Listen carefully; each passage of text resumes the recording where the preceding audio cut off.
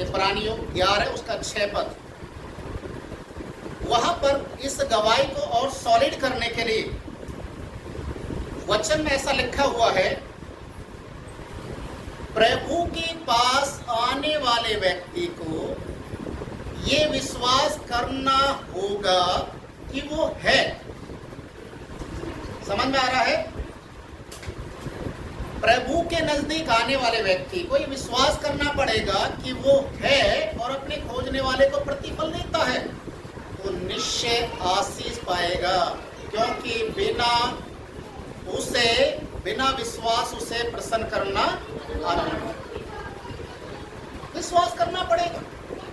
आप अगर किसी के लिए भी आप प्रार्थना करना चाहते हैं, करवाना चाहते हैं, तो आप पहले उसको बताइए खुलकर, उसको बोलिए कि मैं यीशु के नाम से प्रार्थना करता हूं या करती हूं, मुझे यकीन है मेरा परमेश्वर आपके लिए काम कर सकता है, मुझे यकीन है कि आप चर्च में एक बार चलेंगे और आपके लिए प्रार्थना की जाएगी तो परमेश्वर आपको निश्चय आशीष देगा। आप जिस व्यक्ति को आप गवाही शेयर कर रहे हैं, आप उस व्यक्ति के अंदर ऐसे विश्वास का बीज को बोइए कि वो व्यक्ति इस बात के लिए तैयार हो जाए कि मैं सारी दुनिया में गया, हर जगह जाकर मैंने दरवाजा खटखटाया, मंदिर मस्जिद गुरुद्वारे सारी जगह गया, मन्नतें मांगी, मुझे ठीक कहीं से भी नहीं हुआ, मैं ठीक नहीं हुआ, मेरी प्रार्थना नहीं सुनी गई, मेरी समस्या दूर नहीं हुई। आप उसको बोलिए एक बार अब यीशु के पास चलिए, अब आप यीशु के पास चलिए, मेरा विश्वास है, आप भी विश्वास कीजिए। आपको मालूम है एक अद्भुत बात है, प्रभु के पास चाहे कोढ़ी आया हो, चाहे लहू बहने वाली बीमारी से ग्रसित कोई आया हो, चाहे कोई पापी आया हो, चाहे एक बहुत बड़ी बीमारी झूले की बीमारी से ग्रसित व्यक्ति आया हो, यीशु मसीह ने केवल एक बात कही, तेरे विश्वास ने तुझे चंगा। क्या बोला है? तेरे विश्वास ने तुझे चंगा किया है। यीशु मसीह अपने विश्वास के बारे में बातचीत नहीं कर रहा। यीशु मसीह को तो मालूम है मैं तो चंगाई देने वाला हूं, वो तो सृष्टि करता है, उसे सब कुछ मालूम है और वो सब कुछ कर सकता है। मरकुस उसके 10 अध्याय के 27 पद में लिखा है, जो मनुष्यों से नहीं हो सकता वो परमेश्वर से हो सकता है। यीशु मसीह को मालूम है कि वो सब कुछ कर सकता है, पर उसके नजदीक आने वाले को ये विश्वास करना पड़ेगा कि वो है, वो जीवित है, वो चंगाई देने वाला है, वो आपकी सुनेगा, आपको वो आशीष देगा। आप अपनी चंगाई के लिए क्लेम करना। हालेलुया। आप अपनी चंगाई के लिए क्लेम करने के लिए क्या करना पड़ेगा मालूम है? आपको अपने मुंह को खोलना पड़ेगा। एक बार की बात है, प्रभु यीशु मसीह जब यरीहो के नगर से गुजरकर जब जा रहे थे तो एक बड़ी भीड़ चल रही थी यीशु मसीह के साथ। लूका 19 अध्याय में यह घटना है। जब भीड़ जा रही थी तो भीड़ के अंदर शोरगुल नहीं था, क्योंकि हम जानते हैं जब एक बड़ी भीड़ जाती है तो या तो प्रदर्शन करने के लिए जाती है या नारे लगाते हुए जाते हैं, किसी नेता के साथ चल रहे हैं तो, यदि किसी मुर्दे को लेकर जा रहे हैं तो वहां पर भी रोने की और सुख जो दुख को बयान करने की जो आवाज आती है। पर यहाँ पर ये भीड़ जो चल रही है पर उसमें कोई भी मतलब ऐसी हलचल नहीं है। पर अंधा भिखारी जो वहीं पर बैठकर भीख मांगा करता था, उसने लोगों की चलने की आहट को सुना। याद रखिए, आवाज सुना चलने की, क्योंकि अंधा देख नहीं सकता है। उसने सुना। अगर आप अपने घर के अंदर भी बैठे हुए हैं और आपके घर के सामने से कोई 8-10 लोग एक साथ में चल रहे हैं या कोई भाग कर जा रहा, तो आप अंदर में बैठकर महसूस कर सकते हैं कि कोई जा रहा है उनसे। तो जहां पर भीड़ का भीड़ जारी है, इस अंधे व्यक्ति ने बोला, अरे भाइयों रुको रुको जरा, मेरे सुनने में आ रहा है बड़ी भीड़ चल रही है। ये भीड़ किस चीज की है? मुझे सुनाई दे रहा है एक भीड़ चल रही है। तो उनमें से एक व्यक्ति ने धीरे से बोला, कौन जा रहा है? कौन जा रहा है? यीशु मसीह जा रहा है। और जैसे ही इस व्यक्ति ने यीशु मसीह का नाम सुना, क्या हुआ मालूम है? वो चिल्लाने लग गया। वो चिल्लाने लग गया क्योंकि उसने सुना था यीशु मसीह चंगाई दे सकता है। उसने सुना था जो मनुष्य से नहीं हो सकता वो यीशु मसीह से हो सकता है। उसने सुना था कि यीशु मसीह अद्भुत करने वाला है। वो चिल्लाने लग गया और क्या बोल रहा है? हे प्रभु यीशु मसीह, जो आप जा रहे हैं, मुझ पर तरस खा। मैं यहाँ पर अंधा होकर भीख मांग रहा हूं, मुझ पर दया कर। लोग बोलने लगे, चुप है, चुप बैठ, क्योंकि यीशु मसीह काफी आगे निकल चुके, तेरी आवाज वहां तक नहीं पहुंचेगी। और ये और चिल्लाने लगे। समझ लीजिए कि ये भी 50 की स्पीड पे अपना आवाज निकाल रहा था, पर जब लोगों ने बोला कि शांत हो जा, यीशु मसीह बहुत आगे चलेंगे, तो इसने अपनी जो स्पीड को 100 की बढ़ा दिया, डबल कर दिया और तेज से चिल्लाने लगे। बाइबल में लिखा है। और इसकी आवाज कहां पहुंच गया?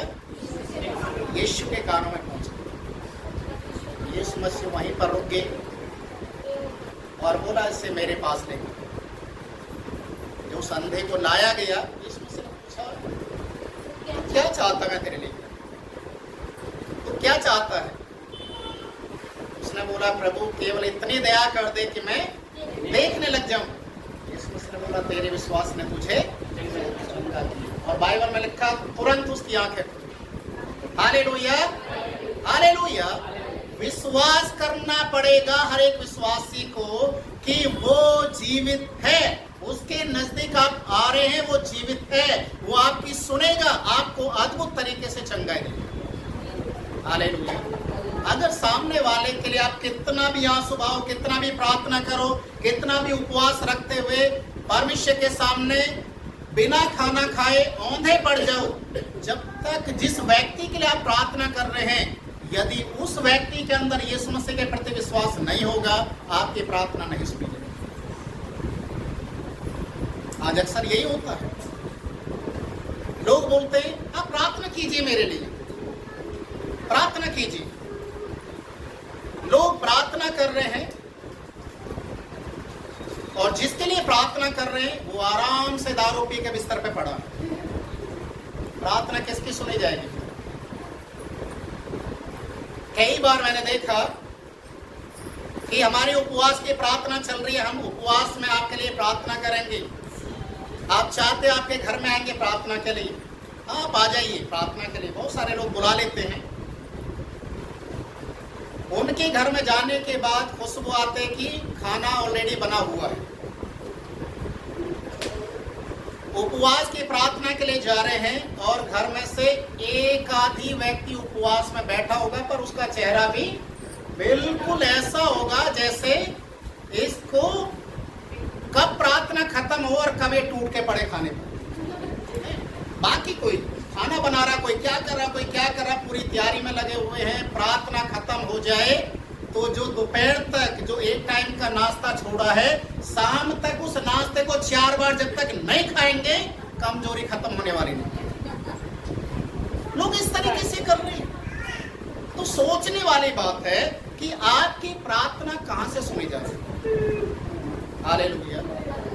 पर बड़े अफसोस के साथ मैं आपको एक बात बताना चाहूंगा, कई बार प्रभु जब इस तरीके का माहौल होता है, इस तरीके से लोग जब अपने स्वभाव को नहीं बदलते, तो परमेश्वर मालूम है क्या कहता है।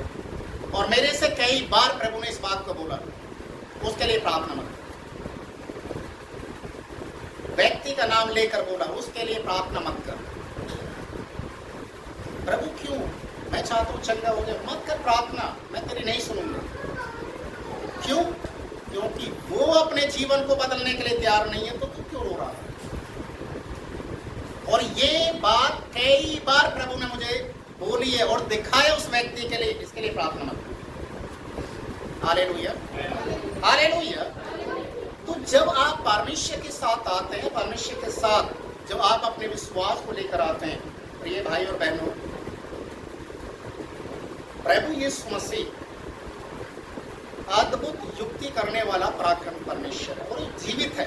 कलाम में, वचन में साफ लिखा, वो जीवित है। मैं कल जब आंटी के घर में था, मैं एक वचन से बातचीत किया। इसी वचन के साथ मैं थोड़ा सा जोड़ूंगा, यहीं पर खत्म करूंगा। आपने शायद देखा होगा, आप किसी भी फर्नीचर वाले की दुकान पर जाएंगे या जो मार्बल का जो शॉप होते हैं वहां पर आप जाएंगे, आप वहां पर बोलिए मुझे मंदिर चाहिए, आपको एक से एक अच्छा मंदिर आपको मिल जाएगा, है ना? मिल जाएगा ना? हमारे पड़ोस में भी एक फैक्ट्री थी पहले जो मंदिर बनाते थे, अभी तो वो यहाँ से भाग गए। तो उनका भी मंदिर वो लाइटिंग पता नहीं क्या क्या करके इतना डेकोरेट करके उसको देते थे। 5-5 हजार रुपए का उनका मंदिर, एक मंदिर 5 हजार रुपए का जाता। एक सोचने वाली बात है, आप बाजार में जा रहे हैं, आप मंदिर खरीद के लेके आ रहे हैं, आपने खरीदा, उसका दाम दे दिया, मंदिर खरीद के लेके आ गए। जब तक उस मंदिर के अंदर आप भगवान को नहीं बैठाएंगे तो मंदिर किस काम का है ना?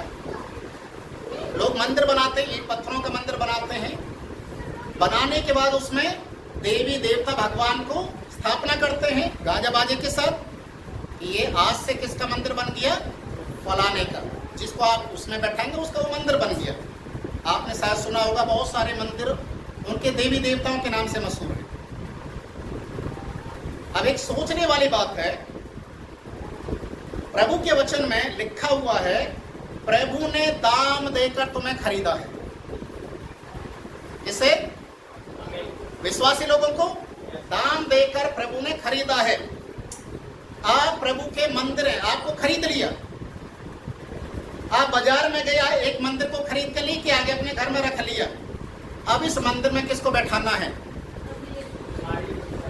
जो बाजार से आप मंदिर को लेकर आ रहे हैं उसमें एक भगवान को बैठाना पड़ेगा। और सोचने वाली बात है, जिस यीशु मसीह ने आपको खरीद लिया है, आप उसके मंदिर बन चुके हैं, तो इस मंदिर में कौन वास करेगा? हालेलुया, हालेलुया, ताली बजा सकते हैं ना? उस मंदिर में कौन रहेगा? यीशु मसीह। और बाइबल में लिखा, क्या तुम नहीं जानते तुम परमेश्वर का मंदिर हो? तो जब यीशु मसीह इस मंदिर में आएगा और इस मंदिर में वास करेगा, तो ये मंदिर कैसा होना चाहिए? साफ सुथरा होना चाहिए। झूठ, प्रेम, नशा, उल्टे सीधे काम परमेश्वर पसंद नहीं करता, नहीं करता। आज बहुत सारे लोग यीशु मसीह को मानने के बाद भी दारू की लाइन में खड़े होते ठेके पर जाते हैं। आज बहुत सारे लोग जुआ खेलने वालों के साथ बैठ जाते हैं यीशु मसीह को मानने के बाद। क्या यीशु मसीह को, जो आप खुद उसके मंदिर बन चुके हैं, आप उस यीशु मसीह के मंदिर को कहां लेकर जा रहे हैं? क्या परमेश्वर आपके सुनेगा? नहीं सुनेगा। वचन में साफ लिखा है, प्रभु के नजदीक आने वाले को पहले विश्वास करना पड़ेगा कि वो जीवित है, वो सच्चा है, वो सुनता है, उसके कान बहरे नहीं हैं, वो अंधा नहीं है, वो सुनता भी है, देखता भी है। तो जब आप सब कुछ जानते हैं, तो आप अपने चंगाई के विषय में, अपने आशीषों के विषय में आप क्लेम करना शुरू करें। अपने मुंह को खोलकर आप बोलें, ये बीमारी है, ये कर्जा है, ये समस्या है, यीशु के नाम से जाना। आप प्रार्थना कीजिए, आप चैलेंज दीजिए, ये गरीबी जाना है। क्यों? ये कर्जा जाना है। क्यों? क्योंकि यीशु मसीह ने मेरा सब कुछ चुका दिया। हालेलुया, उसने सब कुछ चुका दिया, मुझे आजाद कर दिया है। जब मुझे आजाद कर दिया तो मैं गुलाम की जिंदगी जी। Hallelujah, hallelujah. आप अपनी चंगाई के लिए, अपने आशीषों के लिए प्रभु के साथ आप बोल सकते हैं। आपके मुंह के शब्द परमेश्वर स्वीकार करें। Hallelujah, hallelujah. मैं हमेशा एक चीज़ को कहता हूँ, तो बहुत से ऐसे लोग मुझे जब मिल जाते हैं बोलते यीशु मसीह क्या कर सकता है। यीशु मसीह कुछ नहीं कर सकता। ज़्यादातर वे लोग बोलते हैं जो यीशु मसीह का विरोध करते हैं। मैं उनको एक ही चीज़ को कहता हूँ, जब आपके घर में, आपके पड़ोस में या रिश्तेदारी में कोई भी ऐसा व्यक्ति जो बुरी आत्मा से ग्रसित हो, जिसके ऊपर भूत प्रेत आ जाते हो, आप एक बार उसके कान में जाकर बोल देना हालेलुया। आपको पता चल जाएगा यीशु मसीह क्या कर सकता है। Hallelujah, hallelujah. जिस व्यक्ति के अंदर दुष्टात्मा होगा उसके कान में आपने हालेलुया बोल दिया, ऐसा लगेगा किसी ने पिन चुबा दिया उसको, चिल्लाना शुरू कर देगा। सुनना उसको पसंद नहीं है। क्यों? क्योंकि यीशु मसीह वो कर सकता है जो मनुष्य नहीं कर सकता। Hallelujah, hallelujah. इसलिए आज से एक निर्णय को लेना है, केवल अपने आप को ही परमेश्वर के लिए तैयार नहीं करना, बल्कि अगर आप किसी के लिए प्रार्थना कर रहे हैं या किसी को आप चर्च में लेकर आना चाहते हो, उसके लिए प्रार्थना करने के लिए आप उसको पहले मोटिवेट कीजिए। आप उसको बताइए कि आप चर्च में चलेंगे, आप यीशु मसीह के भवन में चलेंगे तो प्रभु आपको आशीष देगा और महिमा प्रभु को मिलना है। आज मालूम है बहुत सारे लोग क्या करते हैं, प्रार्थना करते हैं, प्रार्थना करवाते हैं, ठीक हो जाते हैं, आशीष मिल जाता है, बाद में बोलते हो हमारे देवी देवता ने कर दिया, उसने कर दिया, फलाने ने कर दिया। प्रभु के नाम को कोई महिमा नहीं है। और ऐसे लोग बाद में फिर सर पकड़ कर बैठ जाते हैं, क्योंकि जो परमेश्वर आशीष दे सकता है उसको ले भी सकता है। हालेलुया। इसीलिए हमें परमेश्वर के नाम से गवाह बनना है और हमारी गवाही दूसरे लोगों के लिए आशीष का कारण। हालेलुया। आइए सभी अपनी आंखों को बंद करें और